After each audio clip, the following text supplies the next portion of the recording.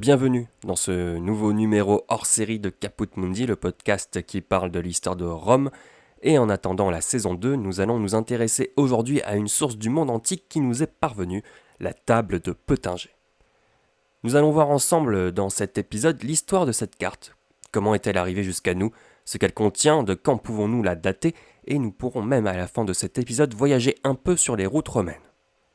Si cet épisode vous plaît, faites-le moi savoir dans les commentaires et en laissant une note au podcast Caput Mundi.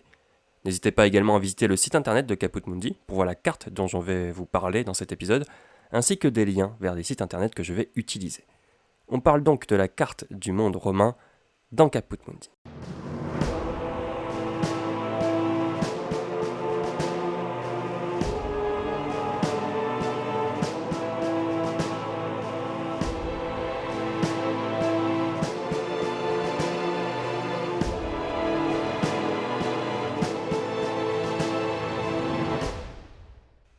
Aujourd'hui, il est très courant d'utiliser des cartes.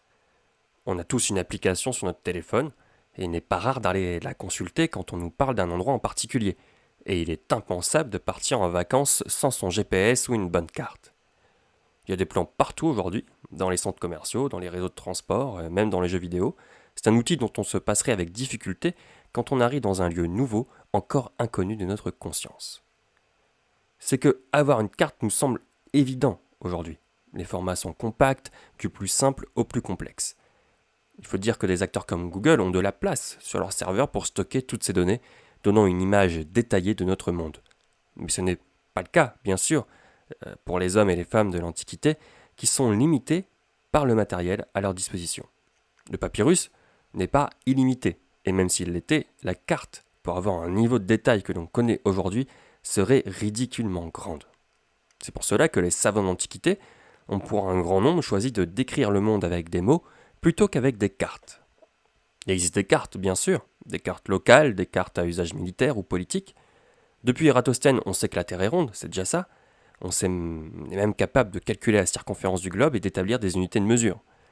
Homère a lui aussi décrit le monde, ainsi qu'Anaximandre de Milet au VIe siècle avant notre ère. Des géographes comme Strabon ont arpenté le monde, en allant très loin parfois, et ils nous ont laissé des descriptions qui ont permis aux historiens de reconstituer des cartes et des plans. Il faut aussi se rendre compte d'une chose, les Grecs et les Romains, sur lesquels nous nous concentrons aujourd'hui, n'ont pas la même façon de décrire et de cartographier le monde. Les Grecs ont une approche plus scientifique des territoires. Ils vont nous indiquer des lieux naturels qui entourent les cités des hommes, alors que les Romains ont une approche plus politique des représentations. Prenons un exemple, qui a sans doute inspiré la carte dont je vais vous parler, le portique de Vispania, qui a été une représentation du monde affichée sur le forum romain, qui ne nous est pas parvenue, mais qui est décrite par Pline l'Ancien. Il s'agissait d'une carte gravée dans le marbre et représentant l'Empire avec Rome en son centre et les cités conquises sous la domination romaine. Un monument plus qu'une carte, qu'il est très peu envisagé de transporter dans sa poche et impossible à prendre en photo avec son smartphone. C'était comme ça. La représentation du monde connu est un luxe auquel le tout venant de l'Antiquité n'a pas accès en première main. Finalement, ce sont les marchands, les militaires et les hommes politiques qui connaissent le mieux le monde dans lequel ils vivent. Peu étonnant, le monde est vaste. Les territoires sont enclavés, les communications et les échanges se font par relais. C'est peut-être inutile pour le fermier du Latium de savoir jusqu'où vont les limites du monde et de l'Empire. Inutile aussi pour lui de savoir ce qu'il se passe directement à quelques milliers de kilomètres. Il finira bien par le savoir. Mais mettons-nous à la place d'Auguste.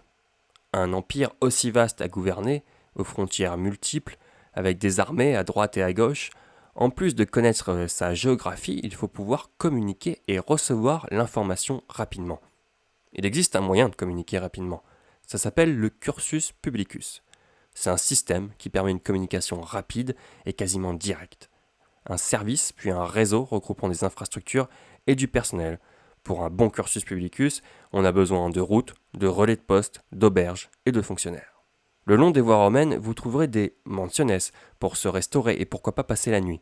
C'est géré par l'administration romaine et il faut emprunter officiellement le cursus publicus pour y rester. Car oui, je ne l'ai pas encore dit, mais c'est un service restreint. Les routes sont empruntables, mais les fonctionnaires, les chevaux, les lieux de stockage, de restauration, tout ça, c'est strictement réservé à l'administration. Pour bénéficier de ces services, qui permettent une rapidité et un confort de transport, il faut une autorisation personnelle de l'empereur. Pourquoi on se sert du cursus publicus? Pour envoyer des informations, pour faire transiter des marchandises commandées par l'État, pour récolter des impôts, faire voyager les dignitaires et partir en vacances aux frais du contribuable. Les archéologues tombent régulièrement aux abords des routes romaines sur des vestiges de ces installations, car il faut savoir que le réseau a disparu en même temps que l'Empire. Si je vous parle de cartes et de réseaux, c'est parce qu'un document célèbre nous est parvenu de cette époque, la table de Peutinger. Il s'agit d'une carte, sûrement inspirée du portique de Vispania, qui nous montre les tracés du cursus publicus. Aujourd'hui, ce document représente 11 parchemins, dont un de perdu, pour une longueur de 6,82 m et une hauteur de 34 cm. Cette carte représente de l'ouest de la Gaule à la Chine quelques 200 km de route, l'unité de mesure de cette carte étant le mille romain. Aux dimensions de la carte, vous aurez peut-être deviné qu'elle n'est pas à une échelle réaliste. Il s'agit en effet d'une représentation étendue et déformée du monde. Les tracés de route sont simplifiés à l'image d'une carte de métro.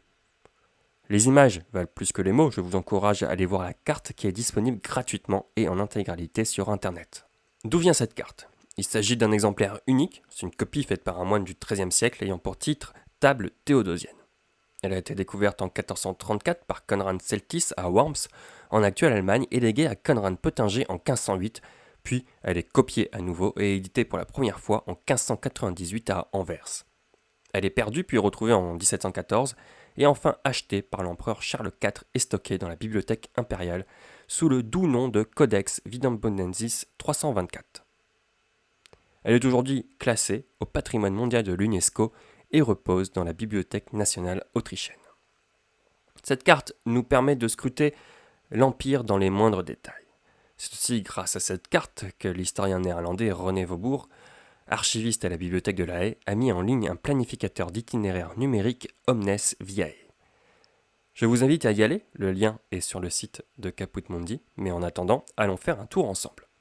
Je suis originaire d'Amiens dans la Somme et je souhaiterais emprunter le cursus publicus pour me rendre à Rome, car Ryanair est vraiment pas une compagnie pratique. Je rentre donc sur le site que je suis au départ de Samaro-Briva, destination Roma. On me dit que le trajet fait 780 000 romains et que je mettrai environ 53 jours à arriver à Rome.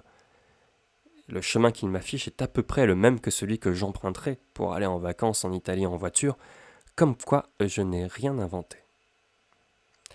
Voilà, c'est tout pour cet épisode, mais il vous reste tellement de bonus, n'hésitez pas à me partager vos itinéraires sur les routes de l'Empire et découvrons qui arrivera en premier à Rome. La saison 2 est toujours en préparation, mais quelques bonus sont prévus pour cet été. Restez connectés, aimez et partagez cet épisode s'il vous a plu. Je vous dis à très bientôt dans Caput Mundi.